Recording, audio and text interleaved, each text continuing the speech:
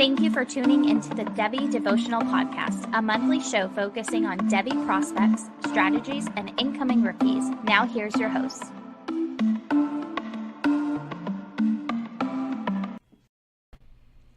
Welcome back to the Devy Devotional, where we stay devoted to Devy. I'm your host, Dynasty Coach A. I'm joined tonight by @AaronWilcox86. Unfortunately, we are not joined by @Deshanes_ tonight. He is, I believe he's a best man in a wedding, or he's visiting family. He's doing something. And so we've been trying to get together for a few weeks now. We were trying to stick to the monthly routine, and it didn't quite work out. So we just decided to go ahead and roll with it here. So first of all, how are you doing, Aaron? I'm doing well. Sad to see that Deshanes isn't here, but I hope you're having a good vacation there, buddy. I think he's out in San Diego. I'm sure that's just lovely. Absolutely. We got some more snow here this morning in Minnesota, so that was great. But no, I'm doing well. Living the dream here and excited to get back onto this with you. And then hopefully, like you said, we get more and more content, especially as the summer goes on. I just love talking all the different classes of players, all the incoming freshmen, all of that. So I'm sure we'll have lots to offer here this summer. Absolutely. So the plan for tonight is to cover some 2023 class talk and then also get into some C2C talk, which we really haven't done too much of so far. I'm really just getting into C2C, so I'm probably going to stick with Aaron's analysis for the most part, but I have been working on my C2C model, and so there's some pretty cool and exciting rankings and features and everything that I'm going with here. So it'll be pretty cool. But why don't we start off with the 2023 class? Honestly, I feel like as a Devy pod, we haven't really done the best job because we really haven't talked too much Devy. It seems like whenever we have actually talked, it's been a lot of rookie talk, whether it was last year for rookies and then this year with rookies. So let's go ahead and dive into the 2023 class, the class that everyone loves, everyone's so excited about, everyone really wants to get those 2023 firsts and seconds and so on and so forth. But how are you feeling about the class overall? And if there was one position you had to say you were most excited about, what would it be? Yeah, I really like the class. Not gonna say that it's elite quite yet, but I mean, there's some very, very good players. And for me, it's a toss-up between the wide receiver and the running back position, because Bijan being at the top of those running backs, that's really, really tempting, really tasty. But then out of the wide receivers, there's JSN, Jackson Smith and Jigba, Ohio State wide receiver. He's a very good prospect. And then Keishan Butte. But more recently, I've actually heard some news about his ankle. His recovery process has not been as smooth. So from what I understand, it was a fractured ankle, and he had 2 surgeries on that. He had a follow-up surgery, I'm assuming, because things were not healing as well. I mean, sometimes there's plate screws that need to be removed after the initial surgery, depending on what it was. But still, if he's not practicing, it's not a great sign, but I'm not ruling him out. I mean, it's early spring, but so he's not going to play in the spring. Hopefully he's back for the fall. Hopefully he plays this season. If not, I'm not really sure what to think of it. Maybe that means NFL teams are so confident that, oh yeah, he's a stud, that he doesn't need to play like Jamar Chase did at LSU. But I don't think that's the case, because Jamar Chase was just all those record-breaking performances on that championship run. His situation's much different than Butte's. So if I had to say a position in this 2023 class that I'm most excited about, it's the running backs, and we can get more into them. But what do you think of all those position groups in the 23 class, John? Absolutely, I'm right there with you. I think the running backs are the class of the class, and I really do think that that's where I'm the most excited about it. I'm actually a little, not concerned isn't the right word, but I don't know if there's as much depth in the 23 wide receiver class as like in last year's class and even possibly this year's class. There's definitely the high end talent like the JSN and guys like that. So it's more exciting in that aspect. But then I don't know that we're going to be getting exciting wide receivers necessarily as it is right now in the 206 and 208 range and stuff like that. Whereas, this year, especially the way things are falling in rookie drafts and mocks right now, you possibly can get an exciting player at a 208, 209. So there's different reasons to really be, there's pros and cons to each class and everything, but I definitely see that. Now I wanted to ask your expertise, because now this is really one of the first few pods that we've done where you're officially a doctor of physical therapy. So what would you be looking for with Keishon Butte, for his recovery? Is there a certain timeline you would look for? And I know I just threw that on you, so I mean, if you don't know, that's fine too. Yeah, they didn't send me the MRI reports. I'm still waiting on those, but no. With him, it's hard to really say. But what I'm looking for is for him just to get back practicing, be with the team, because there were some comments by Brian Kelly saying that he wasn't even like a part of the team. It was strange, and he wasn't present or something. He needs to be more present in team activities or something along those lines. It kind of gave off the vibe that he wasn't even around, like actually physically present, but I am unsure on that. So I just want to see him with the team, start practicing, get some drills in this summer. Otherwise, a little bit concerning, but he's got a long time between now and the NFL draft. So I'm not worried at all. My concern level, maybe 0 to 10, maybe a 2. So it's pretty low, but it's still on my radar. It should be on your radar if you're drafting right now in C2C or Devy startups. Yeah, I agree. And now I know you've had Keishon very high, possibly even wide receiver one at one point, maybe not recently, but I was actually a little bit lower on him, but it was really just because of the injury. And maybe maybe now we're seeing why it is good to be lower on people because of injuries sometimes, because stuff like this can happen. So with the unknowns, especially when you have like a guy like JSN or even a guy like Josh Downs, a great wide receiver in the class, that are healthy and viable, then, maybe we shouldn't have somebody like that over him. But I still like, I mean, the player's great. I hope he gets back on the field. I want to see what he can do. And if he doesn't, I'm definitely not going to be as excited as Jamar Chase levels, but, I still think that he would be able to get like second round, maybe worst case scenario, like third round draft capital. Yeah, I would agree with that for sure. And I was very high on Butte, especially going into last season. I had him as my Devy wide receiver one above, Burks and some of the guys in this 22 class. So that was a little bit bold. It aged, I guess, fairly well. I don't know. You can't predict injuries. So at the end of the day, I'm okay with having been high on him because he was very, very productive this last year when he was healthy. Absolutely. Now, one guy in the class that people are getting pretty excited about is a transfer, Jermaine Burton, going to Alabama.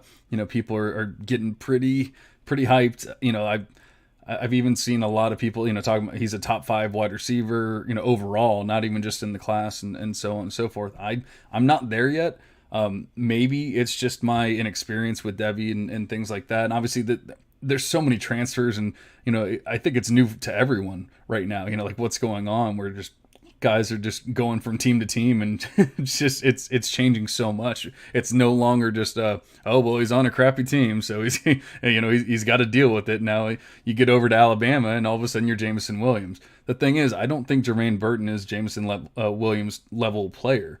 Now he has some of that exciting aspects to his game, like a Jameson Williams, but I think, I mean, we could say very similar things about Jameson Williams when he was at Ohio State, but I'm looking at Brock Bowers being the lead wide receiver, or the lead receiver on Georgia, like by pretty substantially, and then you have George Pickens not even on the field, and you have Jermaine Burton getting 500 yards last year. I know that the passing attack wasn't anything special or to write home about, but I mean, is that a little concerning, or I mean, am I just thinking too much about it at this point? Yeah, that's a great thought. And I do have some hesitations with Burton. He's a guy that I'm just so torn on. And I had him in a C2C, and I sold him right before he transferred to Alabama, before the transfer news came out. No, no. It's like, yeah, and I mean, not to talk about my own team, but honestly, who does that? Who transfers out of the championship winning team to another team? But I guess if you're going to transfer anywhere, it's Bama, right? Bama can feature these guys, and Georgia's not this prolific passing attack. So if you look at Burton's season, it was marred by injury. I have to say that he was banged up. His knee was bothering him in spring camp, and then I can't remember if it was his hip or what during the season. So I think that significantly impacted his production. And he flashed this season, but he didn't look fully healthy. So I mean, age-wise, he's going to be a little bit older when he breaks out, but at the end of the day, he could take a similar path to Jameson Williams. And you spoke to, the talent of Jameson Williams. I mean, he's a talented player for sure, but we shouldn't scoff at Burton either, just because he is very fast. He's a 4'4" type of guy, and he's got good size to him. He's 6 foot, 200-ish, and he was a good recruit. Flash is a true freshman, even with Pickens there. So there's some good things to like about his profile. He's going to be one of those guys where some guys are going to vault him up and just assume that he's going to take that next step. It's a little lofty to say that he's for sure going to take on that Jameson Williams type of role. So I'm pumping the brakes just a little bit, but I'm so torn. He could have huge upside for this season, or he could just be kind of a meh, maybe a Mechie type of player for Bama. Yeah, and I could see either one. I do think he's a more, like I always say, exciting player. That's just my way of saying that, like, they have explosive tendencies and they can make big plays, and I call it exciting. So if you ever hear me say that, that's what I'm talking about. I definitely think he's more of that exciting nature than a Mechie, but it's just, maybe it was injury related, and you hate to see it, but it just seems like last year especially left me wanting. Now, if Pickens had been there and was blowing up or doing something, it's completely different, but he wasn't. And so it's like, this tight end is doing the only, or like is leading the team, and it just doesn't really excite me. Now, I still have him here in my top 5 for the class, but it's really like a tier 3 player here, and so it's just definitely like a pretty big teardrop from the guys like Jason, Josh Downs, Jordan Addison, Keyshawn Boutte, like those guys. It's a pretty big teardrop to Burton, and I don't know if that's consensus or not. Yeah, I'm there with you. Quentin Johnston, I also have ahead of Burton, but otherwise, yeah, Burton's kind of that next tier, like you said, in my opinion. Yeah, I have Johnston a little bit lower, but they're not very far apart, honestly. Another guy that I've talked about in the past, and I think I've even talked about on this pod, but quite a while ago, was Dante Damas. And I know he had that terrible injury, just destroyed his knee. But I can't really find a lot of info on it, but from what I'm seeing, they're expecting him back and they're expecting him to play. If I don't know if it's going to, really hinder him, and it probably will to start the season, but if he can get back, I was very excited about him last year, and the model loved him. So, if he can get back to full health at some point, that would be pretty exciting. I know, in the past you had kind of said that, he was exciting to you and everything, but maybe you probably weren't as high as I was, but do you have any thoughts on him? Yeah, we were both excited about him last season, and he was doing some work out there. And Raheem Jarrett was this guy from Maryland that everybody really liked because he was slightly younger. And no, it wasn't Jarrett, it was Demas. But like you said, the injury happened, and at that point in the season, he's going to be on track to return this for the start of this next season. I would assume it might be a little bit delayed just because of the severity of his injury. So I'm not telling people to go out and Google it because that might be a gruesome sight.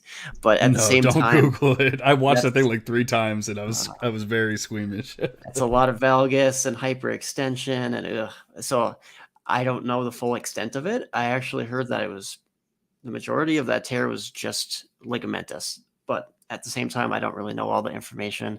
Again, I'm waiting on the MRI report.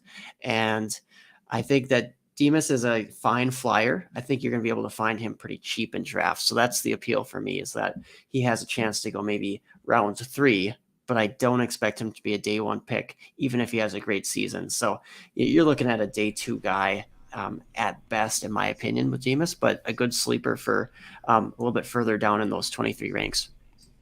Yeah, and that's the thing. He's definitely another tier below the Burtons and the Johnstons and everything. It's just, I feel like he could have gone to that tier had he not had the injury. But I think now, like you said, the prospects aren't too great. Is there anyone else for the wide receivers, before we move on to another position, that's really standing out to you that you're excited for the 23 class? Not necessarily. I mean, I have some just random deep guys that I'm hoping can ascend, but there's those Jermaine Burdens, Raheem Jarrett's, Marvin Mims, Parker Washington, Zay Flowers, all those guys for various reasons stick out.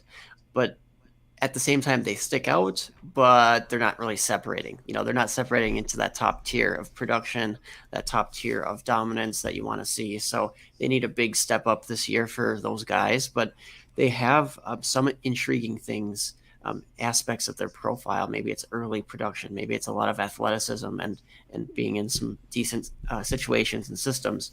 So those are a couple guys that I like. I know you're a Parker Washington guy, John. Based on what I remember, any of those guys stick out? Yeah, I have a lot of those guys in the same tier there, like Parker Washington, Raheem Jarrett, all in the like could be something. Let's see what happens in this junior year kind of tier. And so, I'm not like overly excited. I'm not going to go out of my way to get them, but if somebody's selling them cheap, then I'm definitely into it. But one player that I really haven't heard a lot of people talking about that the model really does like is Jaden Reed from Michigan State. And he's 6 foot. I think he's 185. He's a transfer from Western Michigan, and then he's been with Michigan State the past couple of years. But now the only thing is, it is his 4th year because he had to do the old school transfer where he had to take a year off and do all that. So that's not necessarily ideal. But last year he really did break out. He had over 1,000 yards, averaged 17.4 yards per reception, and I just think that he could be someone to be excited about, especially as a sleeper. And like I said, I just really don't hear a lot about him. So he's somebody to keep an eye on, and probably somebody you can get pretty damn cheap. Yeah, I agree with that. He's had a weird path, and this will be his 5th year. It's kind of crazy, but at the same time, he has a pretty good profile overall. And it's kind of funny. You're not a film-based analyst. That's not your go-to. But at the same time, I think he has some similarities to Jahan Dotson style-wise. So, I mean, and that's a guy that you like a lot. So, anyways, Reed, yeah, he's interesting for sure. Like you said, he's kind of that later round guy who has some promising aspects to his profile, and he's productive. So if you're looking at C2C value, he'll at least be a starter for you. So that has value in itself if you're in the C2C format. Yeah, which we'll get to here in a little bit. I guess the last one that we really didn't touch on too much is Zay Flowers. I know he's a little undersized, if I remember correctly, but I guess that would probably be the biggest concern. But all in all, he has a decent prospect profile, and like somebody that, once again, not in that top tier by any means, but just another guy to keep an eye on if he wasn't already on your radar.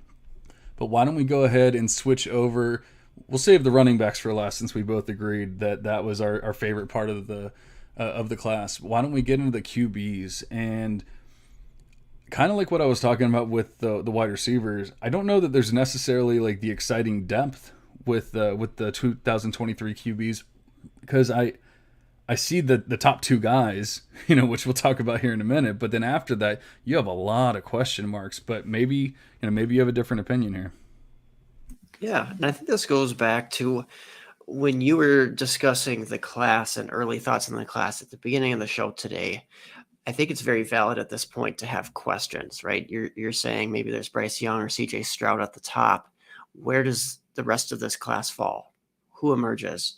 Is there much potential there? But then you look back to this year and maybe look back to some of the C2C or even Devy startup ADP, and guys like Matt Corral, Ritter, Malik Willis, they were not going that early because we weren't very confident. They were going in the mid rounds or mid to early-ish rounds, but we were not confident who was going to emerge in this 22 class. And I mean, heck, Kenny Pickett was really not drafted in a whole lot of leagues. I mean, some leagues for sure, depending on the depth of the C2C format, but a lot of guys end up emerging. So I think it's an interesting class where I have quite a few guys I could list off that I'm at least interested in. But no, I don't have a lot of confidence in the quarterback class as a whole at this point, but I know that there's going to be a lot of guys I'll take shots on in this class, knowing that there's a chance of emergence.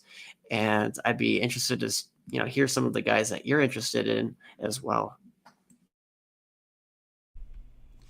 Definitely, and like you said, it's Bryce Young and it's C.J. Stroud at the top, very clearly at the top for me at least. I don't think that's very controversial. I'm pretty sure that's pretty consensus at this point. But I think my third QB would be very controversial, and it's somebody that I was talking about last year. And unfortunately he didn't declare, and that's because he's a small school guy, and I'm trying to get away from picking up on small school guys, and so I'm discounting the hell out of him. And he still shows up as my QB3 in the class, and it's Grayson McCall. And I mean, if you just look at what he did for Coastal Carolina, and I think he entered the transfer portal, or he thought about entering it, but then he didn't.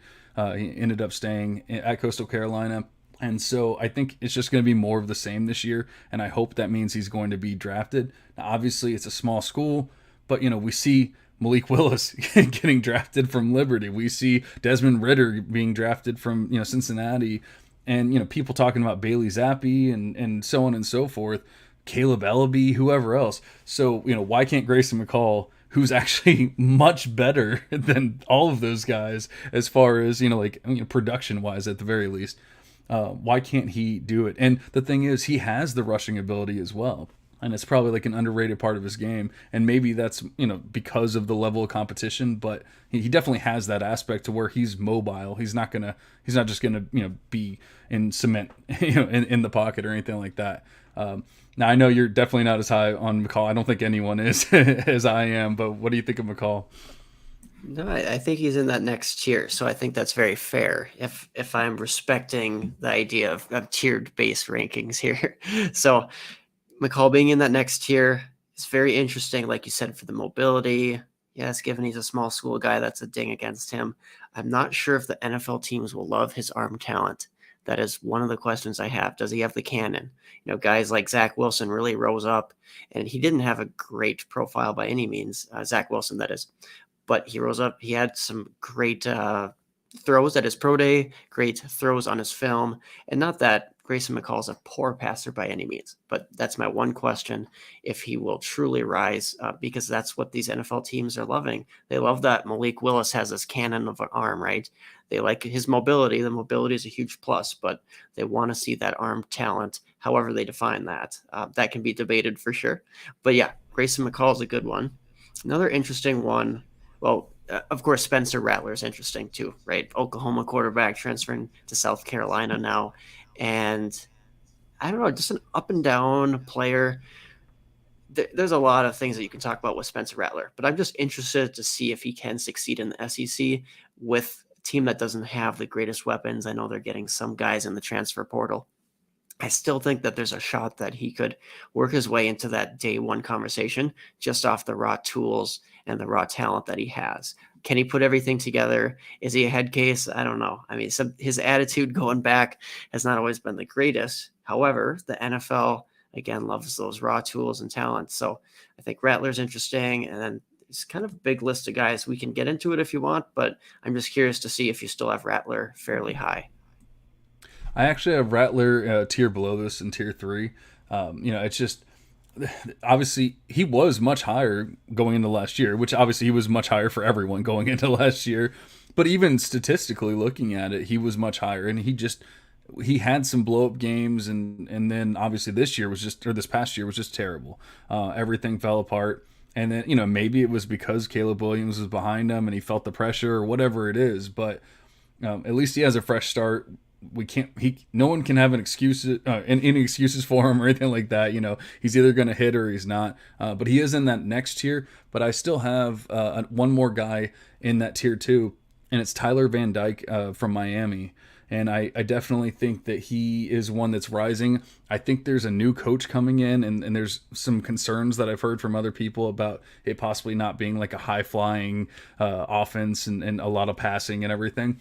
So, that might not be great for college purposes or C2C purposes, but from what I've seen in a pretty small sample, he's actually looking pretty good here. He has a lot of things that I look at, like adjusted yards per attempt. He's higher. He's not like crazy high, but he's higher than a lot of these other guys. And I definitely like him here in that tier 2. He's pretty much like pretty even with Grayson McCall for me right now. So I could see him even overtaking McCall at some point if he takes that next step in technically his second year, even though it is his third, but second year as a starter. I could definitely see him taking that step. But for now, I still have McCall a little bit ahead. Yeah, that's fair. And I really like Van Dyke. He's in my top 5-ish range for that 23 class. And like you said, I mean, he's got some good arm talent. He showed some things both analytically and then just flashing on the field that he has some potential. That coaching change, it worries me just a little bit. And if they're going to open up that job to competition, because obviously you don't want a guy who has a bunch of controversy around if he's even going to be a starter. But I think he does win that job. He just has a lot of talent with his arm strength, his velocity, his ball placement, and he has enough athleticism too. So while there's talent behind him at Miami at the quarterback position, I like Tyler Van Dyke and a couple other guys I'm really eyeing up as flyers. I mean, yes, you might have to pay up for a couple of these guys in the leagues that you're in, but Hendon Hooker, Tennessee, I think that offense is set up to succeed. He really had a good season this last year. Dylan Gabriel going from UCF to Oklahoma. He's set up for some success there. I still think that they're going to have a good passing attack. And there's a couple other guys, like you could throw Will Levis in there. I'm not prepared to really put him up with some of those other guys necessarily, but he's a Kentucky player, and he had a good season. I could see him continuing to develop as well. Yeah, I have all those guys in that third tier, and it's a massive tier. Kind of like, I mean, to your point from earlier, like a lot of these guys could take that next step. We just have to see which ones do it. So maybe I was unfair in saying that there's not depth because like you said before, we can say there's no depth, and then by the end of the year there could be 8 guys that we're excited about. So you touched on Will Levis, you touched on Hendon Hooker. Obviously, some people are excited about Keaton Slovis. I'm not quite there. He is in the tier, but he's below those guys. One guy that we talked about last year, or at least I talked about, I think we were all kind of higher on him. He ended up transferring to LSU, is Jaden Daniels. And, from what I'm seeing, he's expected to win the starting job. Now, Kayshon Boutte not coming back could definitely hurt his prospects, but I think just another guy with that rushing ability that we love. And, more about LSU and what's going on there than I do. But, obviously it's a great program, generally speaking, maybe not this year. But, it's generally a great program. And so I'm excited to see what he can do in the SEC. But he has that rushing ability that we love to see. So he has that exciting nature. So that's why he's up here still, even though, maybe people kind of fell out of favor, or he fell out of favor for people. Yeah, I like it. And when there's uncertainty with situations like what's LSU going to look like, that just provides a discount if you're trying to acquire Jaden Daniels. And that's good because we shouldn't be drafting him early on in drafts. But of course, later on, you take a shot on an LSU quarterback who's got a lot of, like you said, mobility, athleticism, and the arm talent. I know the size is an issue, but he's continued to put on weight slowly but surely. And yeah, I like him. The situation there, like you said, maybe not as good if Boutte sits. But at the same time, I mean, they bring in so many good wide receiver recruits. So they have quite a few guys there that are talented. So I like the Jaden Daniels call. And there's a lot of other guys I could mention, like Phil Jurkovic, Jaron Hall, Anthony Richardson, Malik Cunningham. Let's see. DTR, Dorian Thompson-Robinson, UCLA guy. Sam Hartman, Wake Forest, DJU. We haven't even talked about him yet. His prospects might be trash now. But at the same time, NFL loves those guys with a lot of arm talent and athleticism and the size, right? He's got that size that they just covet. And I could still see him go on day 2 next year if he actually wins the job, performs okay this season. Yeah, another guy that needs to win the job. And once again, it's kind of a sleeper. I mean, I don't know. You can tell me if it's a sleeper or not. But Max Johnson out of Mississippi State, I believe it's Mississippi State, or maybe I'm wrong But on that. now he's Texas A&M. But Texas yes, A&M. That's yeah. I was definitely You're right.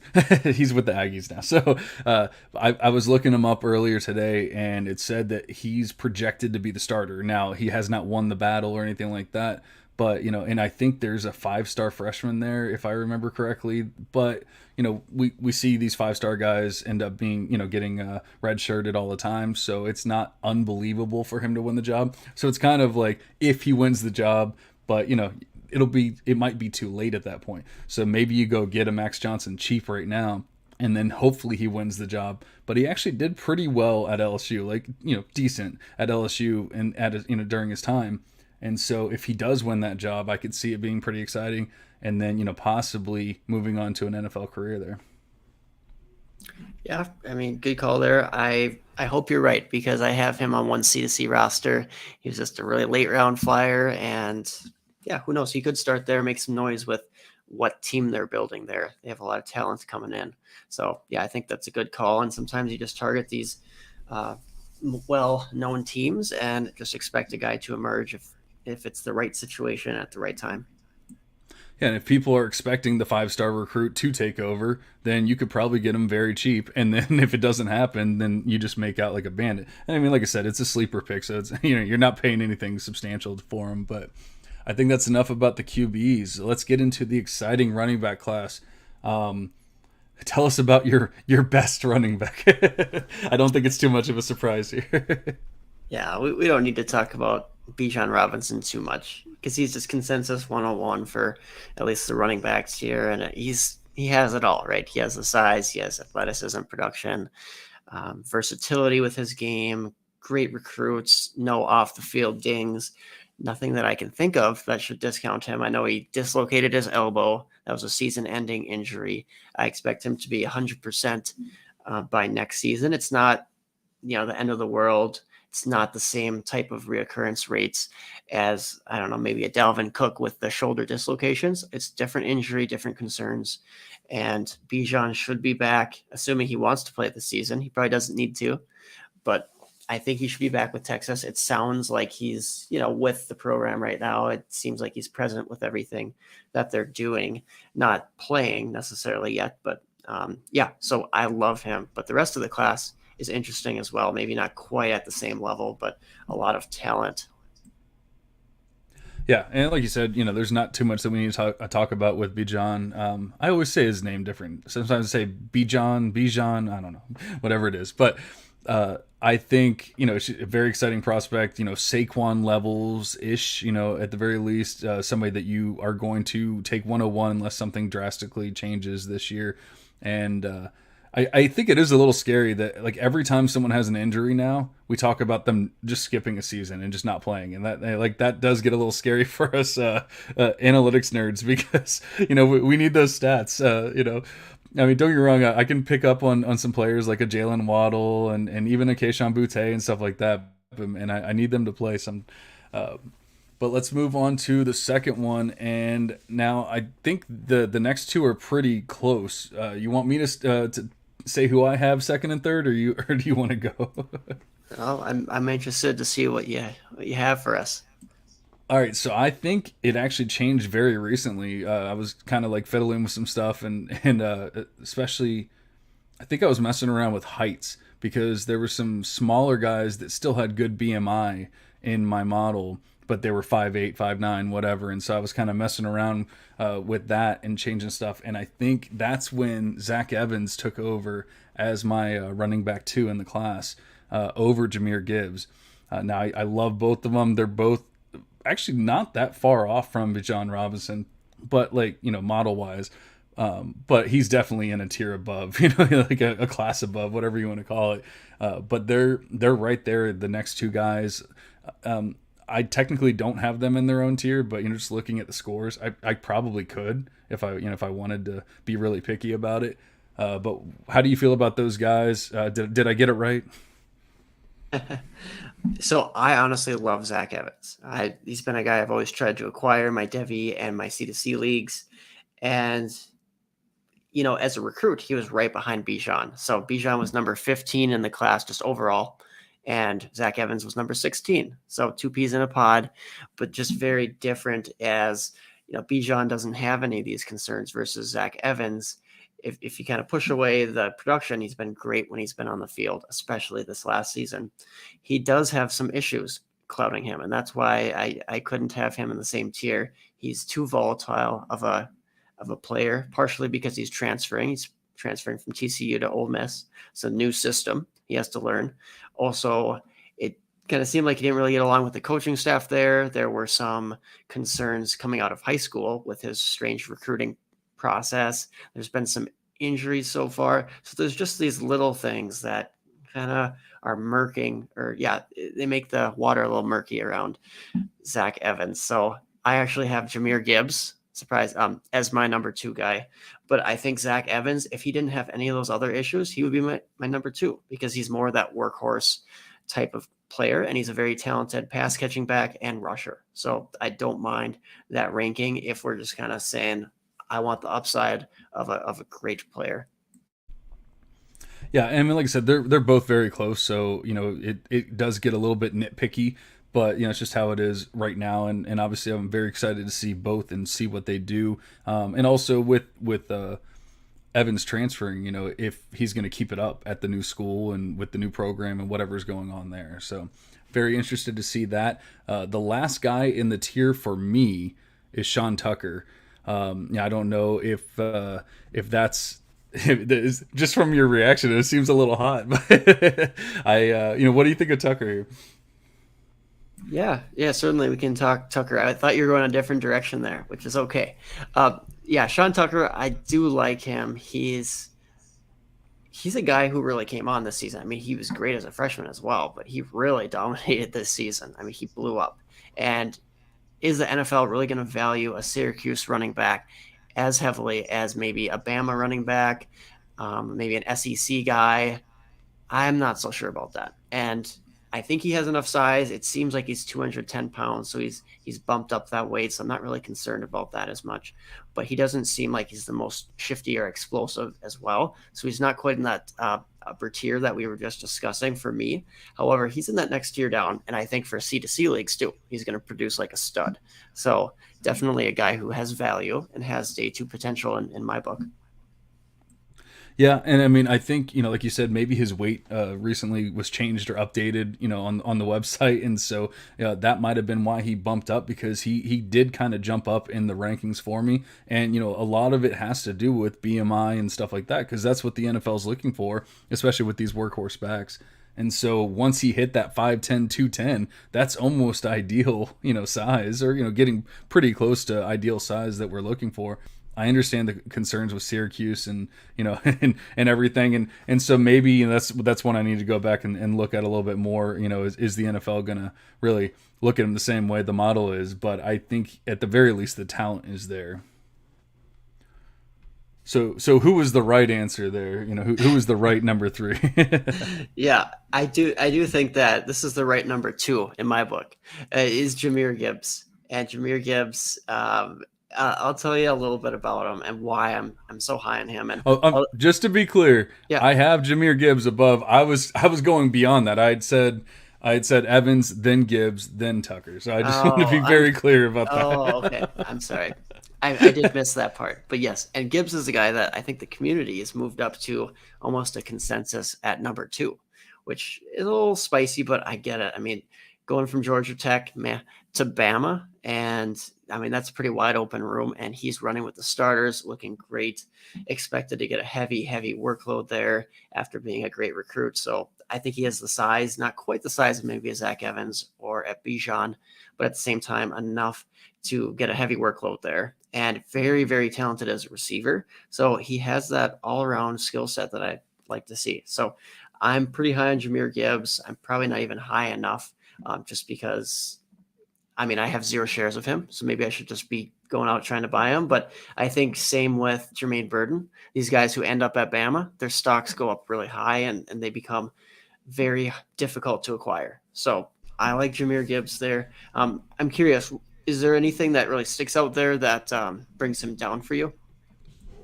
Well, I mean, first of all, you scared the crap out of me when you were like freaking out about Sean Tucker, and I was like, "Who is he? Who does he have above him that I'm, messing up here?" But yeah, I have Gibbs very clearly at 2, so that is definitely not an issue there. And the great thing is the model doesn't care. Maybe it should, but the model doesn't care that he goes to Alabama or that he transferred to Alabama. So this is just based off his production and what he's done so far. So that makes me even more excited about the fact that now he's going to Alabama. He could end up being definitely not the number 1, but he could end up being the number 2 running back in the class when it's all said and done.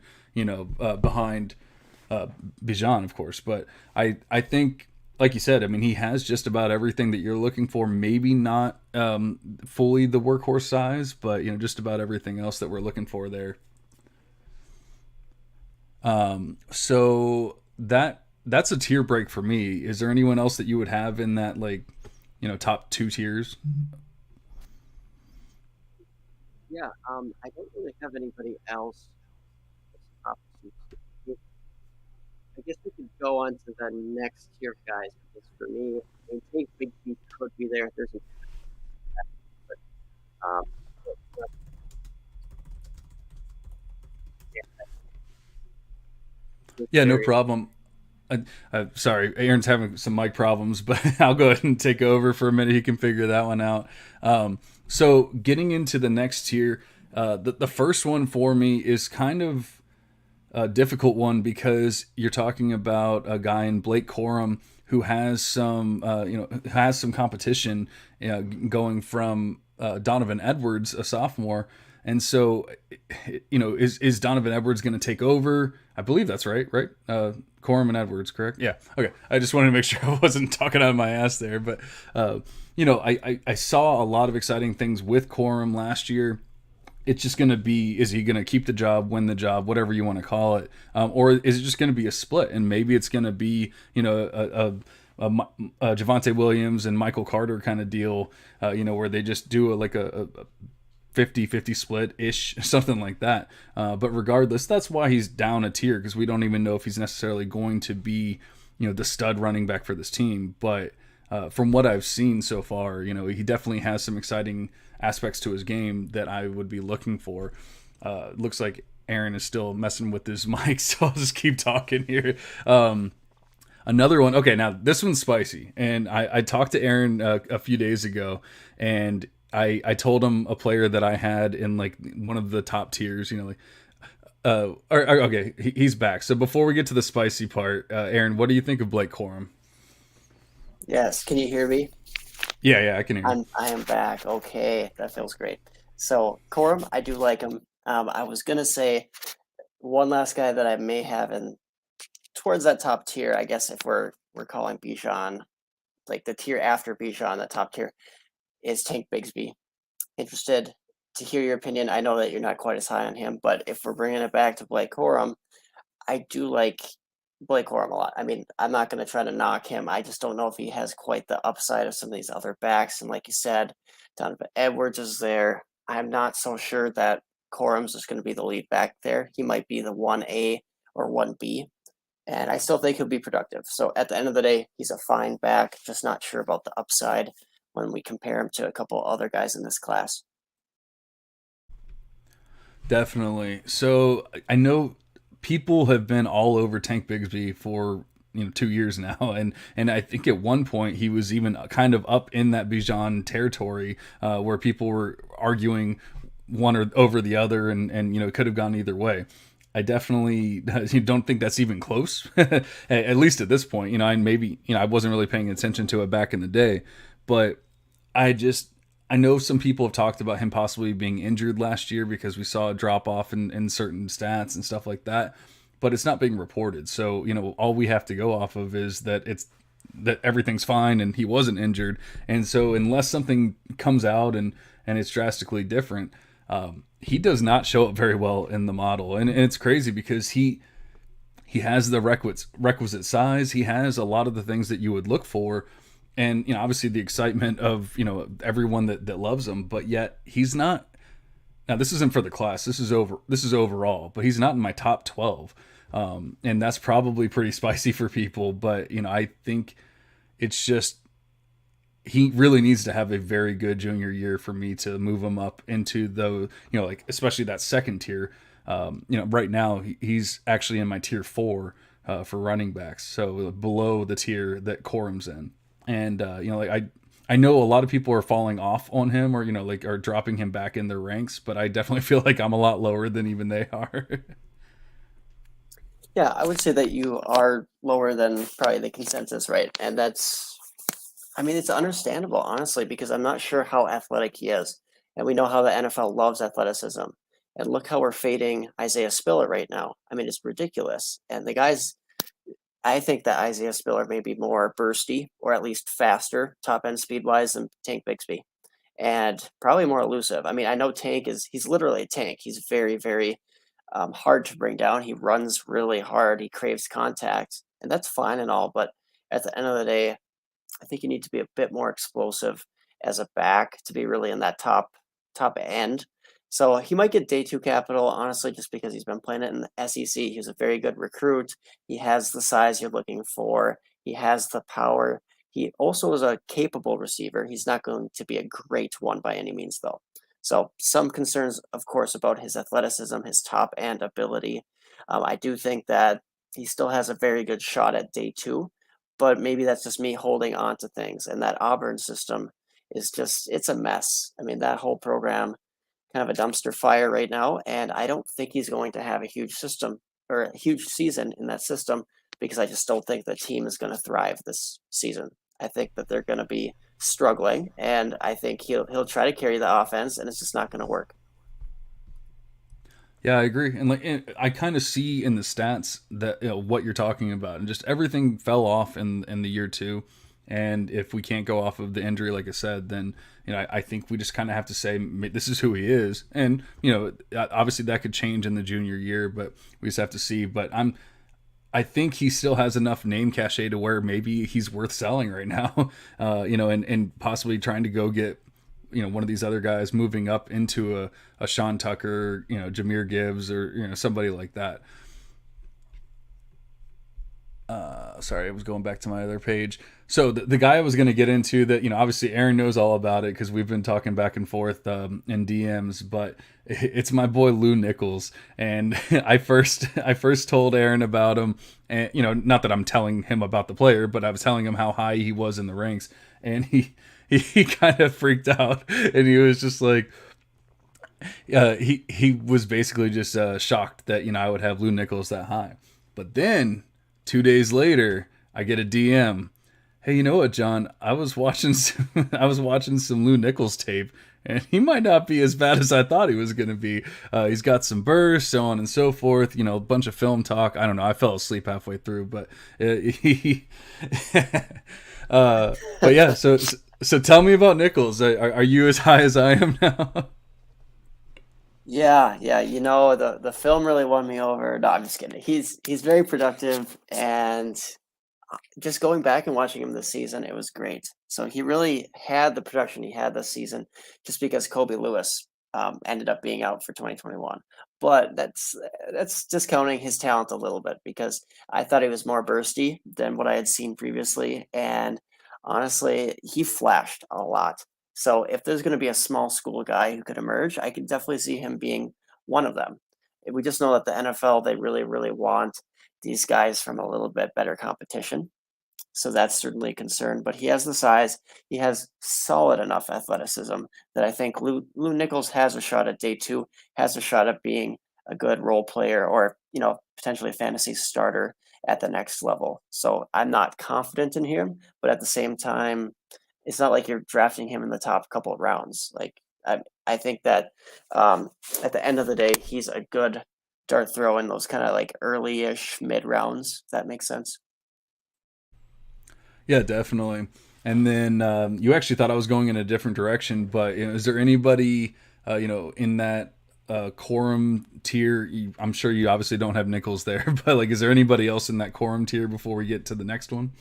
Yeah. Well, with my mic difficulties, did you mention Devin Chain at all?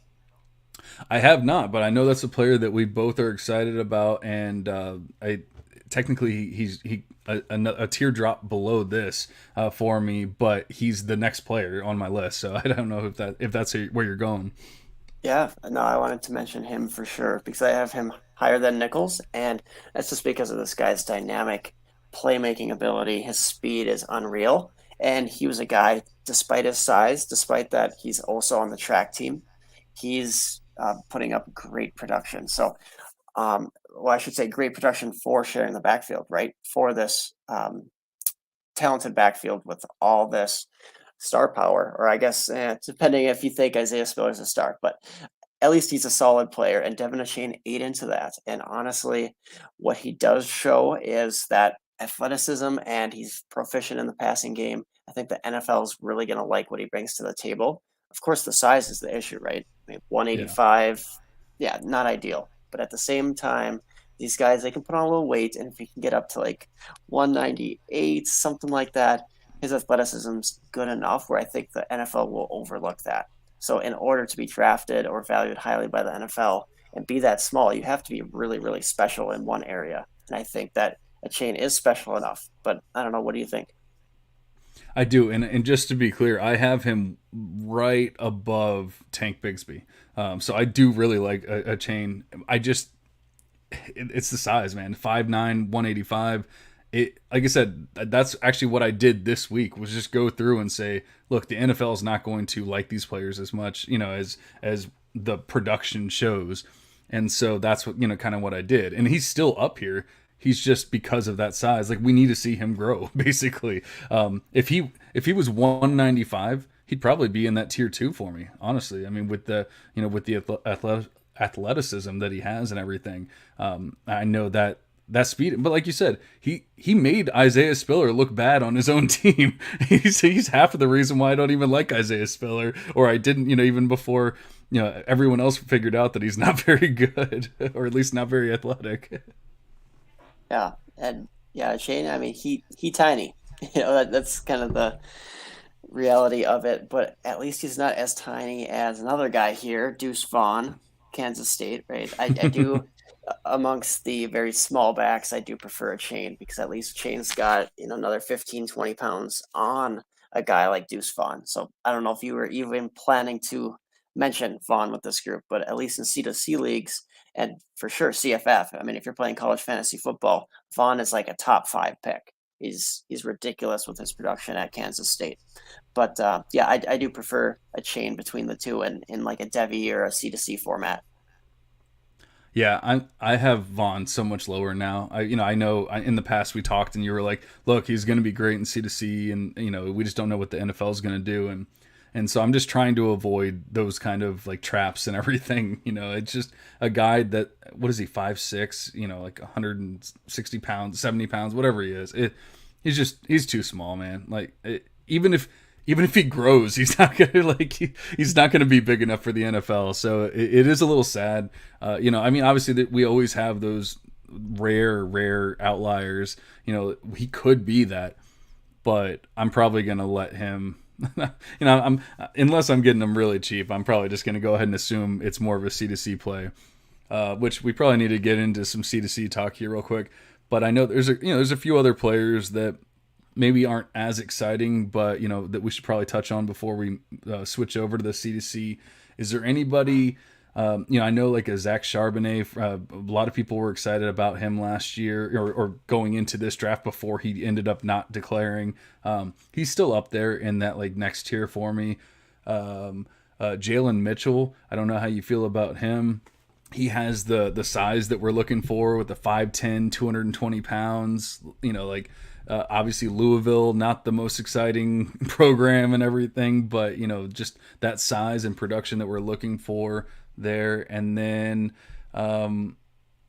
Taj Brooks was another one. I don't know if you know too much about him, and I probably should have looked him up before I started talking about him, but he was just next on the list. You know anything about Taj? Yeah, and I'm trying to think. Is he a 2024 guy, or maybe I just missed that when I was listing him with? No, out of Okay, Texas Tech. He's a junior, and he's 5'10", 220 pounds, and yeah, 568 yards rushing last year, only 6 receptions, so that's not the greatest. That's why he's not in those top tiers or anything like that.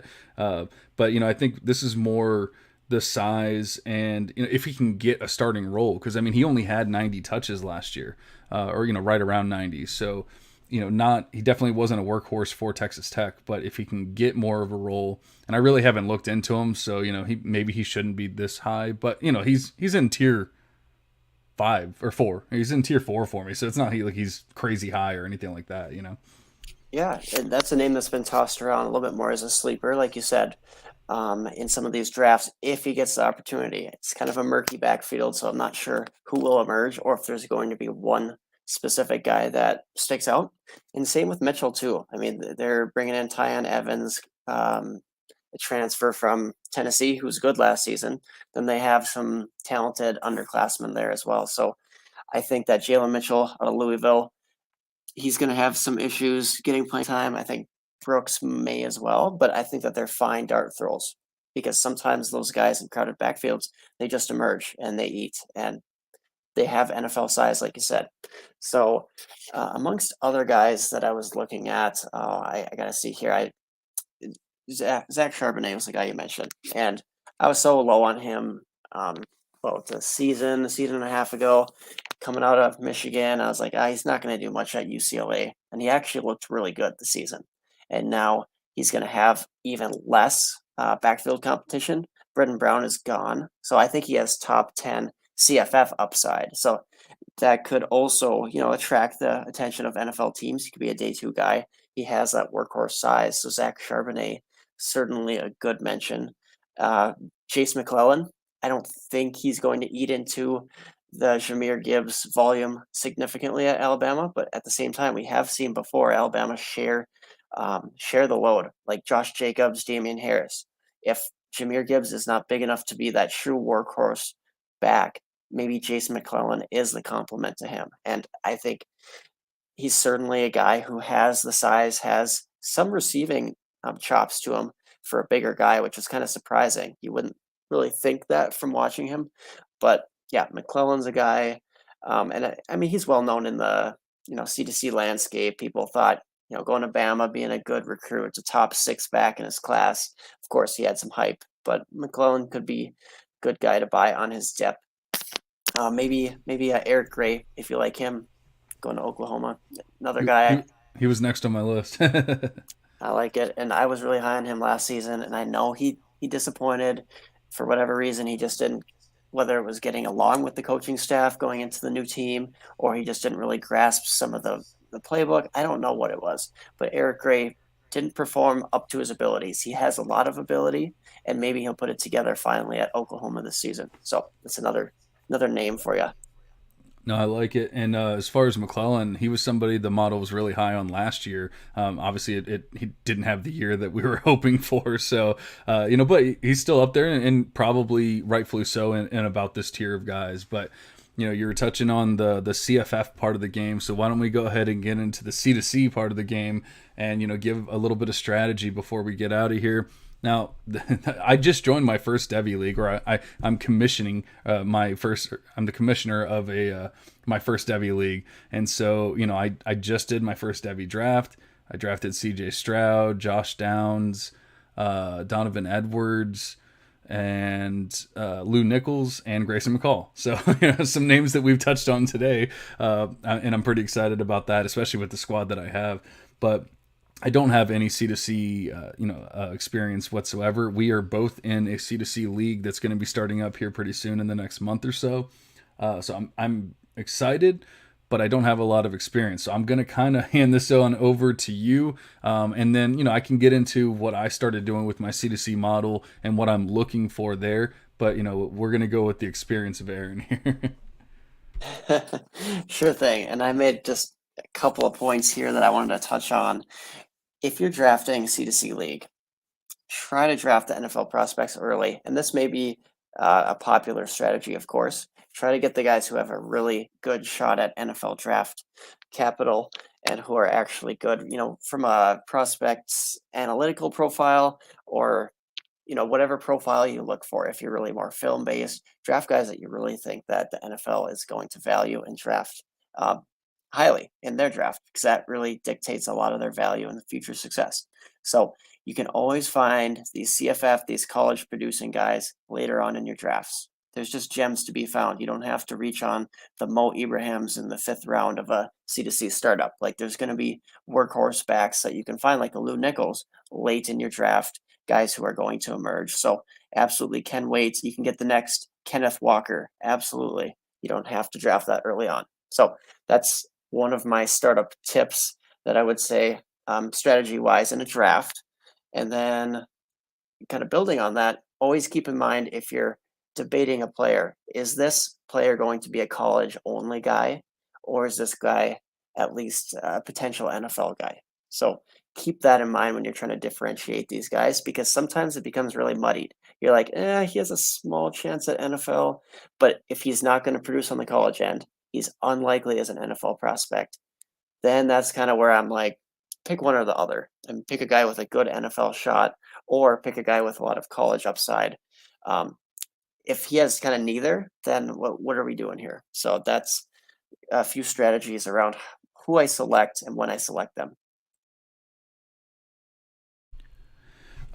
One thing I wanted to ask you, and I know you kind of touched on it, but if you're obviously, once we're getting into like the later rounds where there's not like so many obvious choices and everything like that, or maybe even in the middle rounds, are you looking at a player like a Deuce Vaughn, being a junior? Are you looking at him and saying, well, I don't necessarily think he's going to be an NFL prospect, so he's only going to give me 1 or 2 more years of rushing ability there? Or are you trying to go more with the freshman if you're thinking the seated or the campus side, or are you just going to take like maybe Deuce isn't a great idea or a great example here because he's kind of the top tier of the college side, but like let's say a tier below or something like that, would you look for more of the youth in the college side, or are you just going to stick with the guy that is going to get the ball and that kind of thing? I think it's very important to have a good blend of ages on your roster. So that's especially true in C2C leagues, because we've seen some examples. A startup that I was in last season, some teams really were like, oh, I'll do the productive struggle. I'll draft only 2024 guys, so incoming freshmen, basically. And it's like, not only was that team not very successful on the college side, now it doesn't have any talent to really refill its NFL roster either.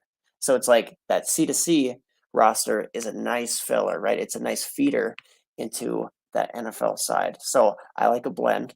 To answer your question, I don't really have specific examples right now, but I do think that you can't just every round go with all these seniors, because you're going to have a very barren roster, and you're not going to set yourself up for success, a sustainable roster, especially if it's like an empire type of league that, consecutive years winning gets you a bigger payout, things like that. But even in just your regular C2C league, don't try to load up only on upperclassmen or only on freshmen. Have a nice blend for your build is what I would recommend in most cases. All right, so you can sit here. You can tell me if you think I've gone a little too crazy with the college rankings here. For my C2C rankings, I I thought I had done the wide receivers, but I'm having trouble finding that sheet right now. So I guess we're just stick to the running backs right now. Sometimes I'm doing this stuff late at night. Maybe I didn't save something. I don't know, but regardless, I do have the running backs here, and I worked on them for quite a while, and trying to what I was doing with the model was just kind of taking the exact same running back model that I already have, but then I'm loosening the restrictions of is it an American conference player, is it is it a lower conference player, are they smaller, are they not necessarily size. Now I still have the sizes in there, but I just for the Devy model, I'm really looking for those 200-pound guys, at the very least 195-pound guys, like stuff like that for the running backs.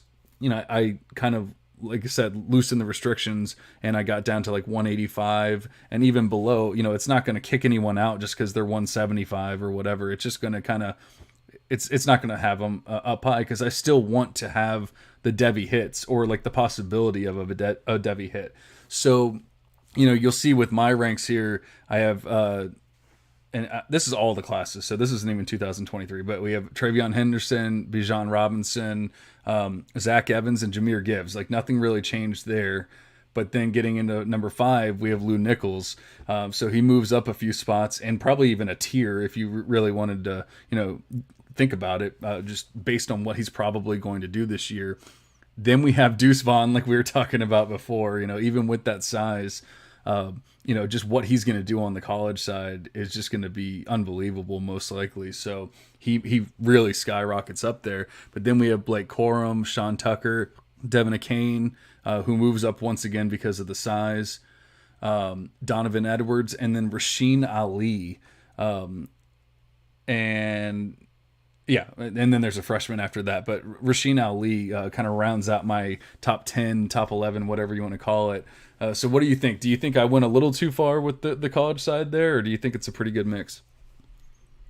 Yeah, that's an excellent question because I do like it. I do like how much production is valued into there. And Rasheen Ali is another guy we should have mentioned in the 23 class. He was one of those guys down there in the tier that we were talking about that I actually think has a small shot, another one of these late round guys who could get day 2 capital. But only so many of those guys will get that opportunity, of course. But yeah, Rasheen Ali could be very, very good. Did you go too far is the question. I'm not sure. There's probably so I don't know if that's including incoming freshmen into your ranks. I know that you're still working on that based on our Yeah, conversations. I, Yeah. I I'm feeling better about where I have the freshman. And next, the next player below that was Nicholas Singleton, but that might be someone that I need to have above, like a Rasheen Ali or somebody like that. I'm guessing that's kind of where you would think at the very least. Yeah. And I think the way that you're doing it, as long as you have a great awareness of, okay, my rankings are definitely going to prioritize giving me an edge on the college side, because if that's important to you, then that's good to know. And then in some cases, when you're kind of doing a tiebreaker, say, I've already done a lot of productive, or I've already drafted a lot of productive players. Maybe I'll just go a little bit lower and draft an incoming freshman. Get that upside in there. Somebody who doesn't have the production, previous production, but might be in line for some opportunity or maybe an NFL future. So I don't have any problem with the way that you do it, as long as you're very aware of whatever ranks, whatever ADP you're using, and you kind of think about team building. In dynasty leagues, we're always thinking like best player available, right?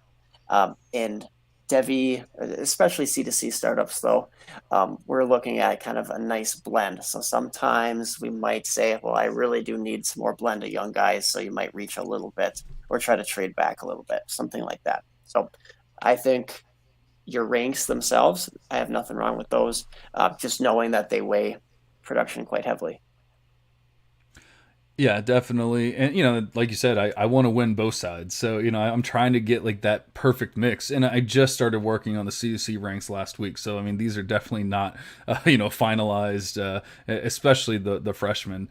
I really haven't done enough. But like I said, I did a lot this week because in the beginning I didn't even have freshmen, or I just kind of threw them in willy nilly. And then I started looking at certain things, and I will say I was kind of proud of myself because I started looking at a lot of like 24/7 web pages and everything, and just really getting an idea of who the players are, which I definitely did not do last year. So I definitely have a better idea of who these freshmen are, and like also their opportunity going into their teams and depth charts and stuff like that. So feeling pretty good about that.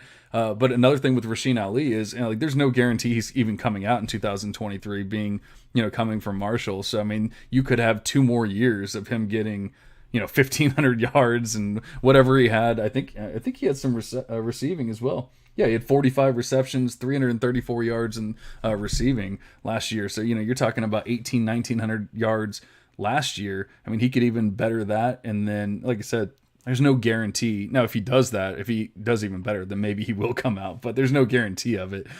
So we could even see 2 more years of him on the college side. And I think he is on the Devy, on the Devy list as well. He's just obviously further down, so like he's probably maybe a tier below who we were talking about, or even possibly at the end of that tier. I didn't get that low down on the list, but definitely somebody I'll be keeping in mind now that I'm looking at his numbers. I mean, he's exciting. Yeah, absolutely. There's that exciting. I will say it's very interesting when you talk about game theory and draft, strategy, all those things. Do you go with a Tank Bigsby knowing that he's not going to give you difference making college production on the college side, but he's a better bet if you're thinking maybe second round, third round draft capital? He's a little bit better Yeah. bet, in my opinion, than Ali. So maybe you can find that production later on in your draft. I think that's a really interesting question. Do I just say, maybe I'll just forget about Ali? I'll find a late round guy who can give me stud production at the running back position. And then I also have a potential NFL difference maker with Tank Bigsby. So kind of different ways you can go about your draft strategy. And that's the beauty of C2C, right? It's there's a lot of things you got to weigh and prioritize.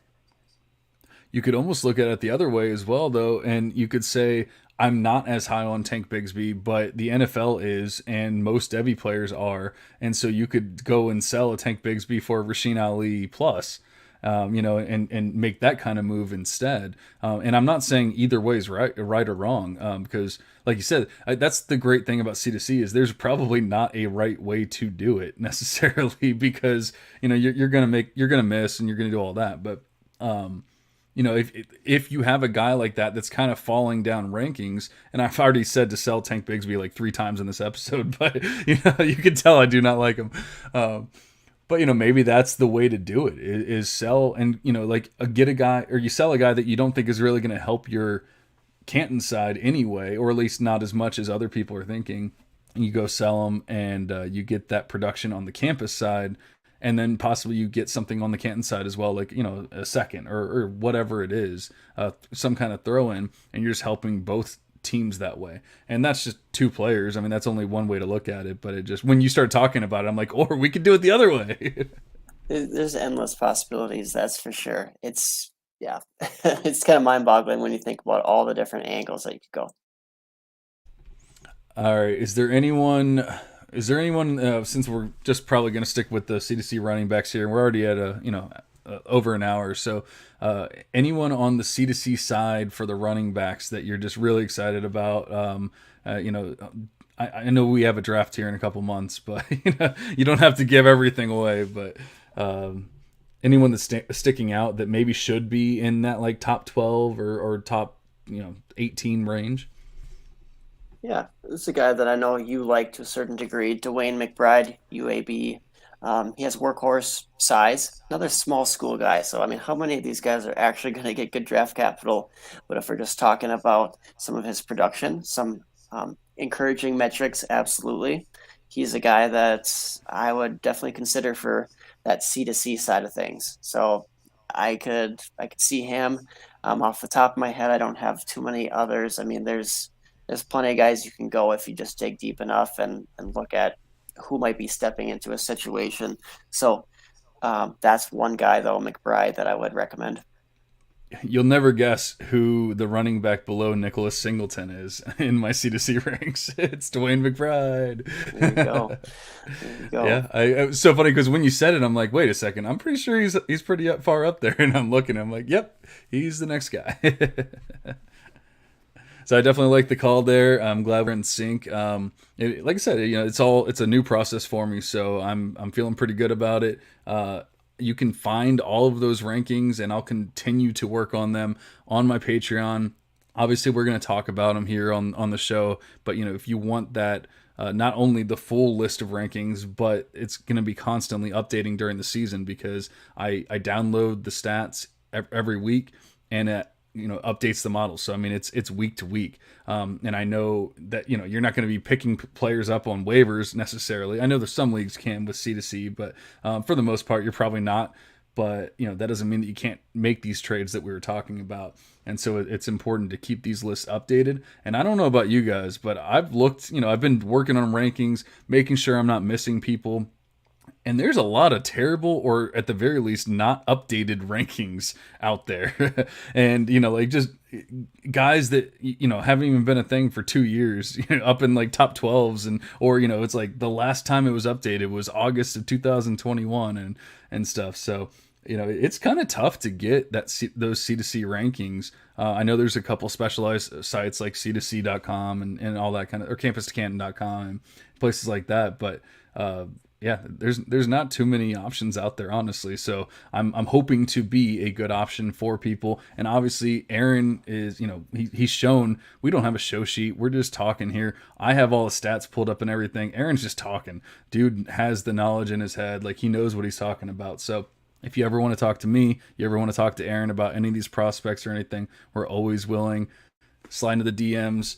But you have anything else you'd like to talk about before we get out of here, Aaron? No, I mean, we were talking C2C strategies, and I just say pay attention to the college football news. Sometimes the rankings. So you can go to John's rankings, you can go to people at C2C or other places you trust, and pay attention to that during the season and especially the off season. There's a lot of camp news going on right now, so stay up to date with that. And then, kind of grind on those waivers during the season. You never know if you're going to get the Kenny Pickett just as a midseason pickup in your C2C league. So absolutely, if you keep just paying attention to things, good things will happen for your actual fantasy teams. And yeah, that's kind of my recommendation there. Otherwise, I thought that was a great conversation today, a blend of, 23 class and then C2C strategy. Absolutely. I loved it all. I'm glad that we were able to give you guys some info, some Devy info finally, and some C2C info. We're definitely going to try to stick to the routine, stick to the schedule. Hopefully we can get Duchesne's back on here. He's a very busy man. He recently switched jobs, and he's dealing with weddings and everything else. So we miss him. But like you said, it was a great episode. I loved all the information. And so we will be back soon. Hopefully within the next month.